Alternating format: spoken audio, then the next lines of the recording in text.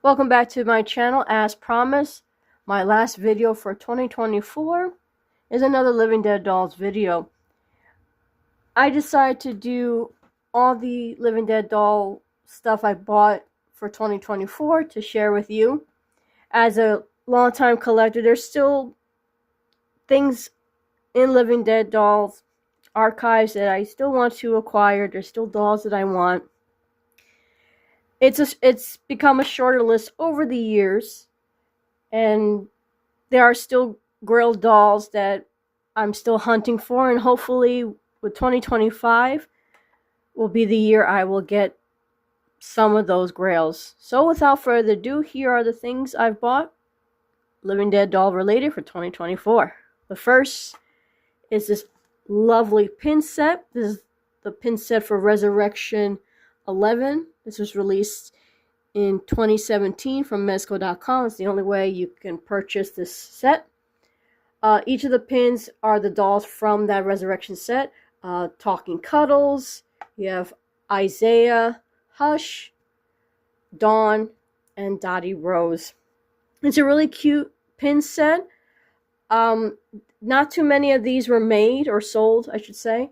So finding them on the secondary market can take you a while, but definitely if you love pins, it's definitely worth it. And they make for a great display on your table. And that is Resurrection 11 pin set. So the next thing I bought was this porcelain handmade Posie doll that was released around 2003. She was limited to 4,600 sets, and she sold for $50. Now, she was bought because I have the more rare porcelain doll, which is Abigail, who I'll show you in a moment. So I'm going to unbox Posie real quick. So here she is out of her coffin box. She's just really darling. Now there's not much to her. I bought her, like I said, because I have her companion doll, which is Abigail. I'll show you in a moment. If you look up close, you'll see that her dress looks very dirty. If you buy her new in box, that's the way she looks, because she's supposed to look like she came out of the ground. She's really pretty up close. And she's packaged, if you have her new in box, she has ties and she has things between her feet so her legs won't chip. So definitely do your research when you're searching for her. Now you can get her very cheap. I got her for like $80 in the secondary market. Not too bad. There's many of these out there online of her, so you can definitely shop around. Like I said, there were 46 dolls made of her versus Abigail, who I'll show you in a moment. And like Living Dead doll, she came with a certificate. It's a death certificate, but it doesn't mention the way she died, like her original 10-inch doll. Instead, they certify that this is a legit Living Dead doll merchandise, and you have the production run right here, minus 1,456 out of 46 dolls. And of course you have the copies of the signatures of Ed and Damien. And so, like I said, you could shop around. New in box, you could definitely ask if this is still attached. If it's loose and you're interested, ask if they have this as well, because that will tell you more or less which Posie you have. But it really doesn't matter. Again, these are things to look for if you're looking for this doll, and depending on what price you want to pay. So I'm just going to quickly show you Abigail. If you're unfamiliar, Abigail is a character. She has an OG 10-inch form. She was part of the duo set, one of the best duo sets, Abigail and Mr. Graves. Here's a picture of that set. She only had 1,000 made versus Posie's 4,600, and she was actually priced higher than Posie. She was a Club Mez exclusive, so that's why she was a little higher and a little bit more exclusive, because back in the day, Living Dead dolls used to have a thing called Club Mez, which you were able to get exclusive merchandise that are not available to the general public through mezco.com. And like I said, there was only 1,000 made, so here's her certificate, which says the same thing as Posie. And here is her number, which is 324 out of 1,000. Okay. Now, I bought her 2 years ago, and I was really looking for her, and it took me a long time, and I found her 2 years ago. I did pay a little bit more for her, but she was worth it. And I just sat on getting Posie, who, like I said, there's many of her around, and can definitely shop around. So that is the Porcelain Living Dead dolls. Okay, so the next doll I bought was from Series 5, and that's Dalia, also known as the Black Dalia. Now, this doll, for me, was a doll, one of the very few dolls in Living Dead dolls overall collection. I didn't think I was ever going to buy. I actually thought it was a bad luck to have her, because she's based on a real victim and a very tragic true crime story of a murder that was never solved. And I just thought it was just what they call bad juju to have. And one day I found her very cheap online, and you know, I had a change of heart, as with a lot of the Living Dead dolls overall over the years. I really want to, you know, complete the collection, especially the series 1 through 35. And I did have all of Series 5, but her, because of that. And, you know, I don't judge people who have her, and there's people who seek her resurrection dolls. If you're unfamiliar with her resurrection dolls, these are her resurrection dolls. I personally don't care for the resurrection dolls. I just want to complete Series 5, and she is, despite the background, she is a very well-made, beautiful doll. Her clothes are the best of all of Series 5, and when I first got her, you know, I gave her a little hug, because she really is a special doll, and I have the utmost respect of who she represents. And I'm glad I have her in my collection. So, and that is Dalia. Next two dolls were the Living Dead doll dollies. I did a video earlier this year about these cuties, so I added Sheena and Exorcist to my collection. Now, as I stated in that other video I did, Crypt Kitties versus the Living Dead dollies, when it comes to these dolls on the secondary market, I really try not to pay too much for them, because there's not much to them. So for Sheena, I got her out of box, good condition, for $15, and she came with Inferno, which I already had, but that was the cheapest way I was able to get Sheena, and she is just so cute. Look at her. She got real metal piercings. Love her no future, just like her doll. She's just so cute, and I'm so happy to have her in my collection. Another one is this cutie little Eggy. She was bought new in box. Again, I didn't pay a lot of money for her, about $35 for her. And she's just so cute. Her ears have a little wire so you can adjust them. They do come off. She has the same hairstyle as Lulu, with a little tendrils and nothing else on top.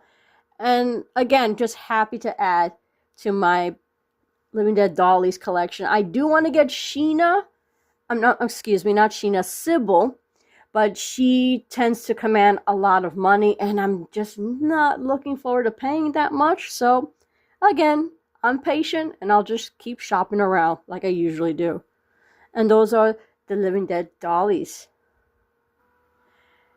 Next group of dolls are from Resurrection 9, and they were released in 2015. I have been searching for these three for such a long time on the secondary market. Believe it or not, the ones that were available all over the place were the sepia tone. These were the dolls were brown, and they have like what I call chocolate syrup for the blood. They're supposed to represent like archive newspaper, so this is what they looked like. And for the longest, I had Lizzie Borden in the sepia tone doll version, and I bought her because I just love Lizzie Borden's face. She has such a pretty face, and that was the only one available, the sepia tone one. I really, really wanted this one, and I just could not find her in person. And also at the time, it was only $100 at the Chiller Theater convention that I went to a couple years ago. Okay, and I bought these together from a LDD collector. So this one is Jack the Ripper. He has an original one that came out several years back. Here's the original of what he looked like. And this is another one. Again, I couldn't find this version, only the sepia, and even the glow in the dark. This Resurrection set had a sepia tone and a glow in the dark set. And I just wanted these, and he's just so well detailed. He's a little different than the original one in terms of the hair. He has much shorter hair, and he's wearing an apron instead of a suit like the original. But he's just really cool, and this is one my husband wanted as well. Okay, and the last of the set is Bathory. This one was the hardest to find, and on secondary market she goes for at least $400. It's insane. And again, the only version of her for a long time was the sepia tone. I even saw a glow in the dark version of her before I was able to find these three. Now these three, like I said, they came from a fellow LDD collector, so she sold it to me through the LDD community page, and they were all sealed. So I forgot what I paid for all three of them, but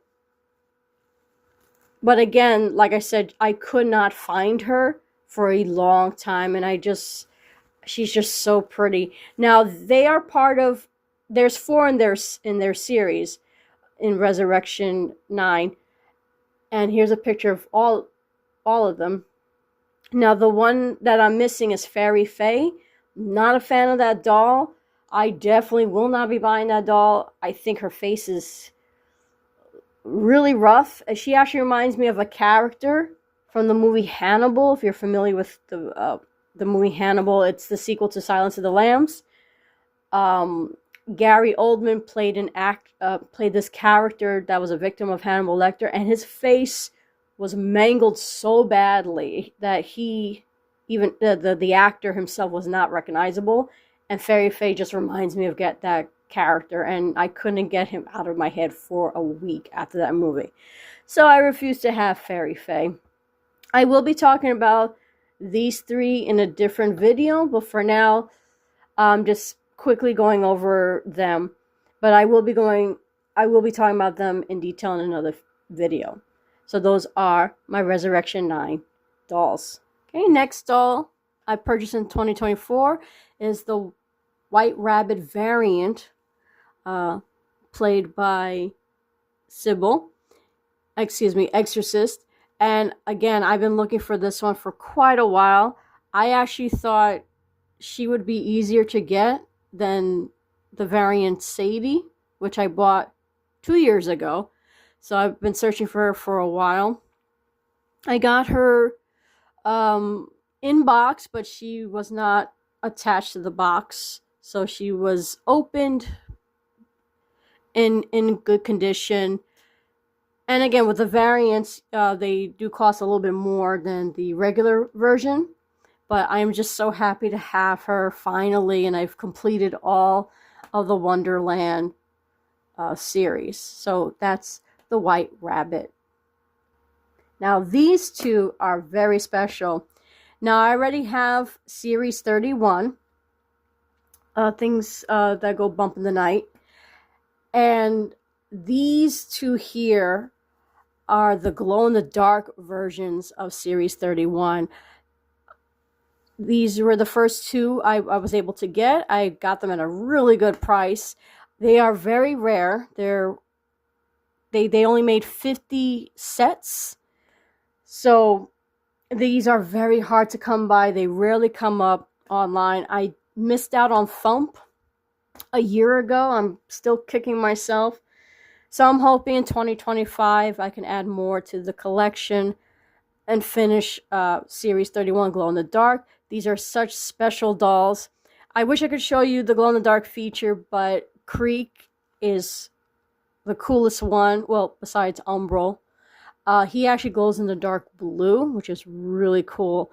And they are in package for now until I can find a proper place. And I don't want to jinx myself. I want to keep them sealed until the rest of the dolls in that series join them. And that's the Glow in the Dark Series 31. Okay, and the final doll for 2024 that I purchased is a doll that's part of a series that I do not own, and whose dolls from that series have made it to my worst Living Dead dolls list. And that is Series 17. And the doll is Bloody Mary. So, like I said, I wasn't a fan of this series, but I had a change of heart, especially when I saw her and I got her for a great deal in person. So no shipping, which is nice. And of the 5, she actually was a little intense for me. I actually didn't think I was going to own her. And like Hook and Spider Bite, there's been a cracked mirror doll, and that is Evangeline from Series 13. And this is a picture of her. Isn't she pretty? And I thought, again, with Series 17, they just rehashed all these ideas that they've done better in previous doll series.